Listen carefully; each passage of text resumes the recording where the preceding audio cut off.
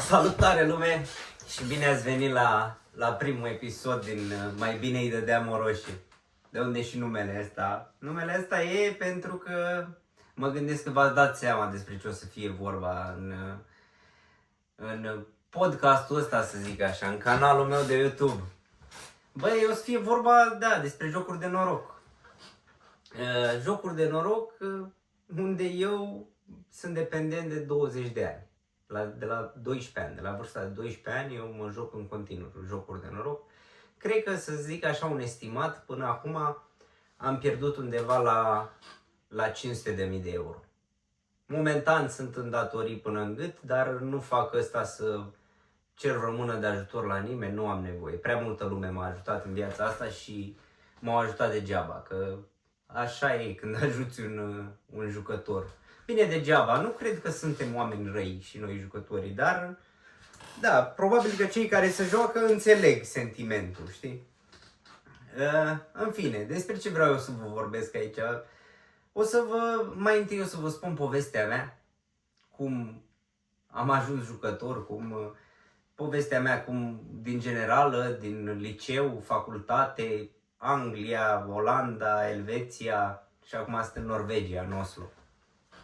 Și totuși în paralel vreau să postez viața mea de zi cu zi, cum reușesc eu. Eu nu m-am lăsat niciodată de jocuri de noroc și vreau să văd, dacă mă las 6 luni, ce impact o să aibă către viața mea, ce o să se schimbe. Că în momentul de față eu nu mai știu valoarea banului, că banii când îi joci sunt niște numere pe un ecran când te joci online sau când te joci în casino și nu mai e vorba de joacă, că și atunci când câștigi, oricât ai câștiga, tot înapoi se duc. Și ce vreau eu prin asta? Vreau, să mă consult cu oameni care poate au fost dependenți de jocuri de noroc și au trecut peste, s-au lăsat, cu oameni care sunt jucători și vor să se lase. Trebuie să fie o viață și pentru noi, frate. Trebuie să nu mai dezamăgim și noi, să nu mai avem datorii, să avem și noi bani. Eu mă gândesc, uite, eu am 32 de ani și nici permisul de conducere nu mi l-am luat. Frate, nu l-am luat că, uite, nu s-a ivit. Eu n-am avut bani 3 zile la rând în viața mea. Bine, o să vedeți, o să vă povestesc, dar n-am avut. Numai în datorii și numai în astea, că așa e când e jucător. Și eu dacă reușesc eu să scap de chestia asta, garantat o să reușiți și voi. Eu sunt exact apogeul cât se poate mai rău să te joci. Bine, hai că nu mai rău, că n-am luat bani de la cămătari sau astea, dar tot ce mi-a intrat pe mână și tot ce am putut împrumuta s-au dus acolo. Și mă gândesc, am zis 6 luni, că mă gândesc, am undeva o datorie, undeva la 10.000-11.000 de euro, dar pe care trebuie să o dau în maxim următoarele 5 luni, chiar 4 luni. Și vreau să documentez, trebuie să sufăr pentru chestia asta, trebuie să plătesc datoria și să arăt și eu jucătorilor cum e viața după jocuri de noroc. Cum e, ce să ne facem și noi. Și da, la asta să vă așteptați de la canalul meu de YouTube, să zic așa. Și da, vreau sfaturi de la voi, dar să nu spuneți psiholog, asta vă rog frumos, să nu spuneți psiholog.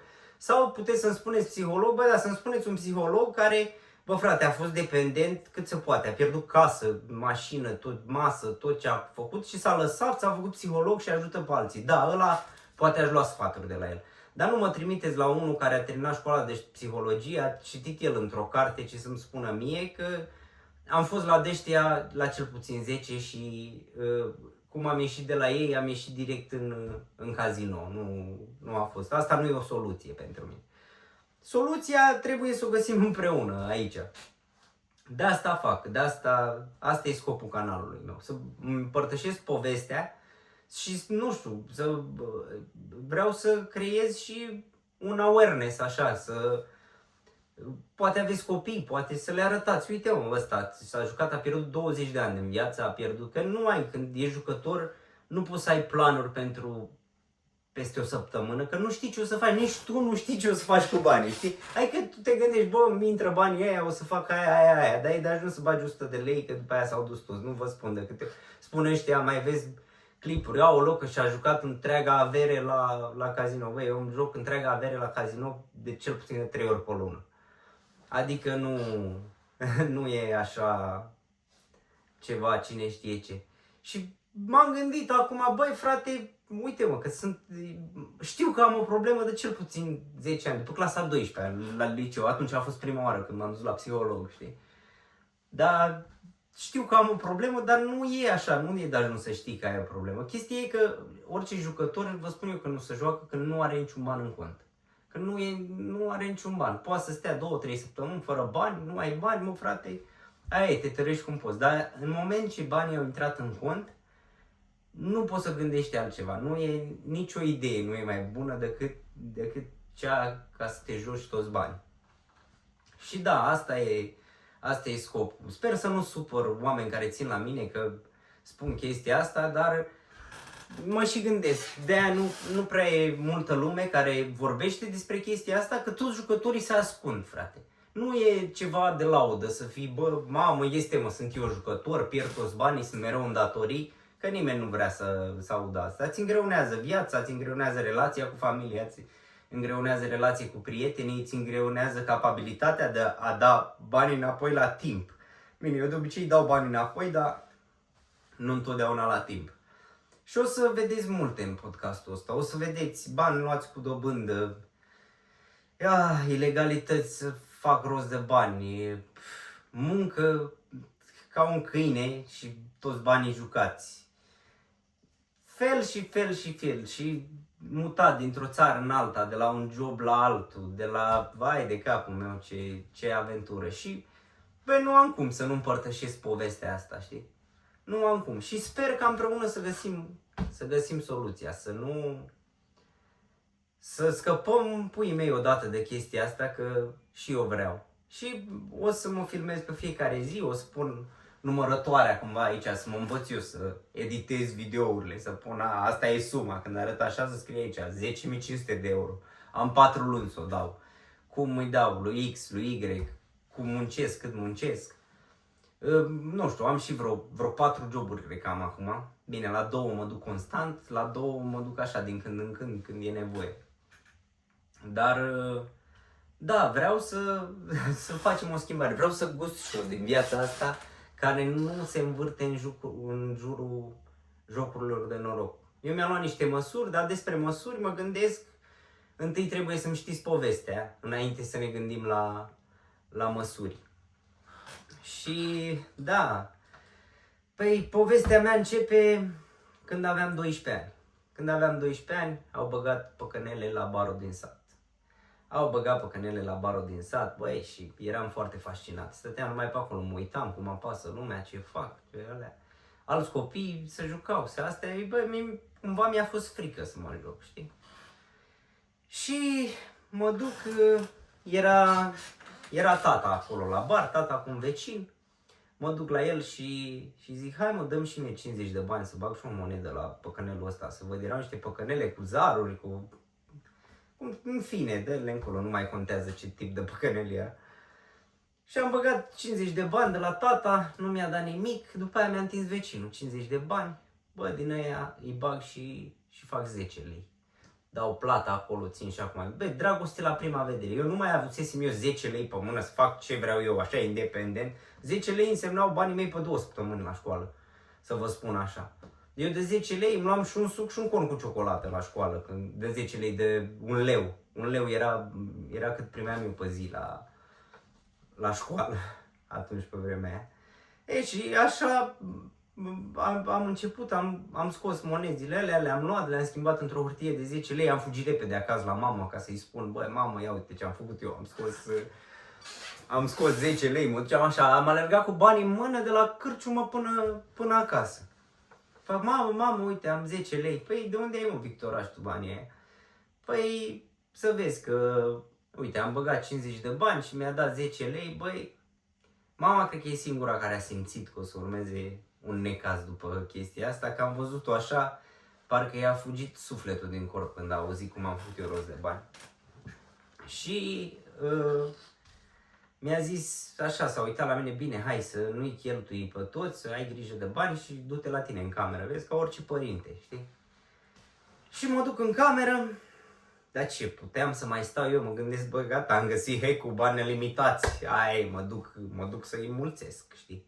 Mă întorc înapoi la bar, i-am schimbat înapoi în monezi, mă apuc și bag acolo, bag acolo. E, maică mea a simțit că nu mai stă acasă, crede de ea că, nu știu cum a simțit ea că m-am dus înapoi acolo, vezi? Și băi, nu știu maică mea dacă călcase de 2 ori în barul ăla până atunci. Acolo mă duceam ba eu, ba tata să luăm pâine, tata ce mai venea la bere din când în când acolo. Și mă trezesc cu mama în gura barului acolo, m-am și speriat, face, hai Victoria și hai acasă. Și îi spun eu, stai așa că mai am câteva mâini, nu, vii acasă acum vii acasă, a venit ea acolo, mi-a luat banii, mi-a pus în mână și a zis, hai să mergem acasă. Bă, supărat aproape să plângă, știi? Și pe drum îmi spune, băi, Victoria, vreau să te juri pe viața mea că tu niciodată nu o să te mai apropii de astea, de jocurile de noroc. Și eu cum să-mi promit când eu descoperisem dragostea vieții mele, să vă spun așa. Eu am fost pur și simplu fascinat din prima, vezi, dar cum se întâmplă și prima oară când bagi, scoți-mă, frate, nu știu cum e, asta e ceva, așa cred că au început toți dependenții de jocuri de noroc. Bă, au băgat primii bani și le-a dat și aia, ai văzut, combinații. Cred că îți dă ceva în creier, bă, mamă, am făcut o combinație, ce deștept sunt eu, că am apăsat pe un buton acolo și mi-a dat bani, în fine. Și mă pune să mă jur pe viața ei că nu mai joc niciodată. Și bă, eu ce să fac? Nu venea să mă jur, că nu venea să mă țineam la mama, nu venea să mă jur pe viața mamei mele strâmb, știi? Îmi doi degetele așa, le bag la spate și spun, bine, eu, mamă, mă jur, știi? Gen când te juri strâmb, ții așa, nu știu, așa am fost eu. Cum eram mic atunci, așa gândeam. Și m-am dus acasă și de atunci s-a dus totul de râpă. De atunci am apucat eu să mă gândesc, bă, de unde fac eu rost de bani? Că trebuia să fac rost de bani. Faza e că eram după amiaza la școală, dimineața ai mei erau la muncă și îmi lăsau bani să cumpăr pâine și 1 leu pentru mine să am la școală, știi, de cheltuială.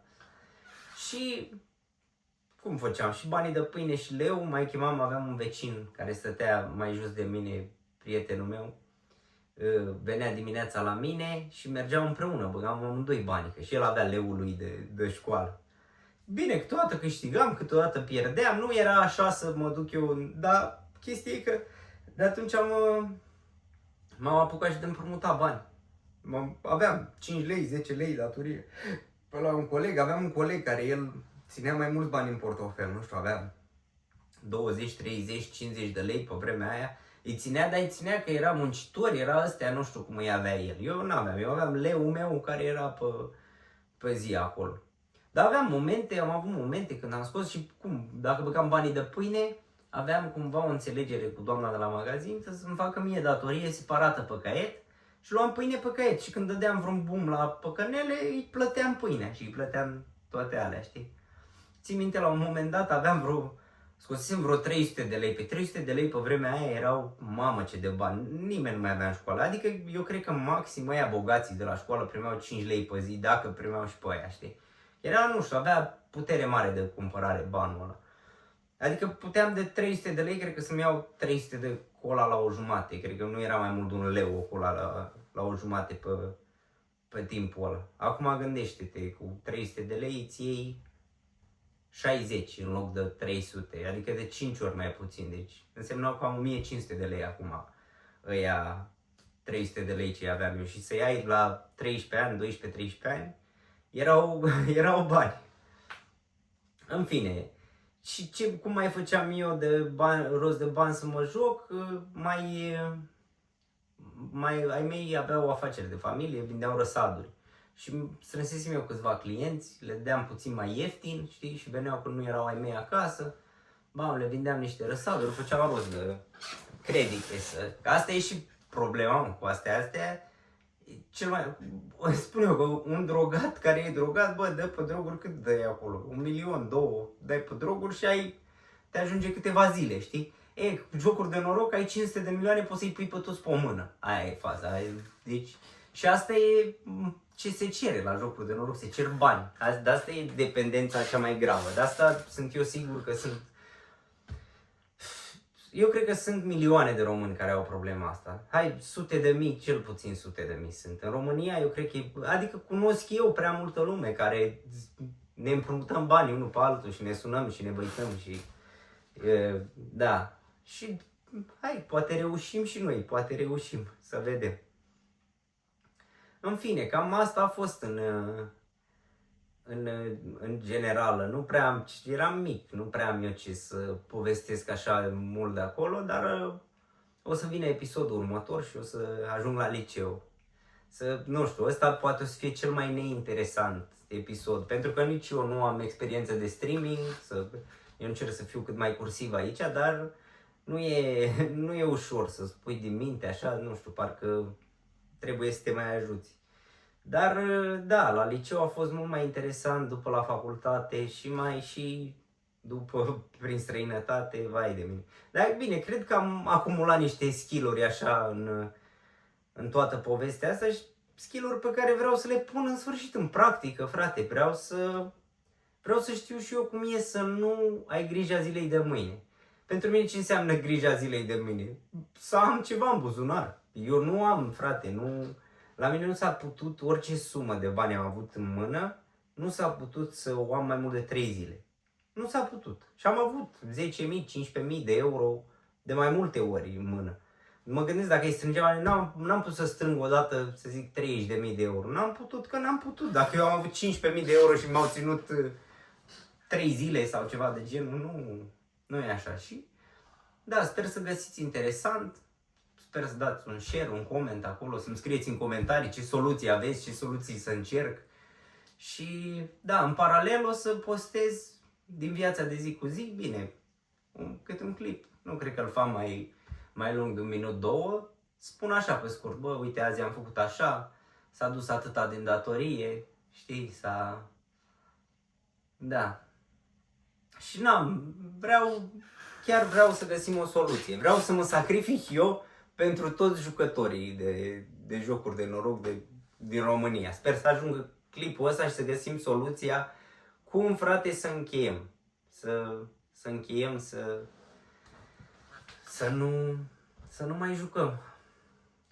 Bine, vă mulțumesc că m-ați urmărit și în curând, peste 2-3 zile, o să scot episodul numărul 2. S-ar putea să postez cam 2 episoade pe săptămână și în afară de asta o să postez short-uri pe fiecare zi, o să pun pe aici, încă nu știu să editez astea, dar probabil cu timpul, postând, o să mă învăț cu toate, probabil o să am și un microfon, o să fac un decor mai bun, o să invit oameni care sunt dependenți sau care au trecut prin asta sau care au pierdut sume mari, pentru că nu știu ce șoc să vă dau eu, dar bă, sunt convins că împreună o să găsim o soluție, să ne lăsăm de asta și să facem o caterincă, frate, trebuie să fie fericire. Mie mi s-a luat să fiu așa,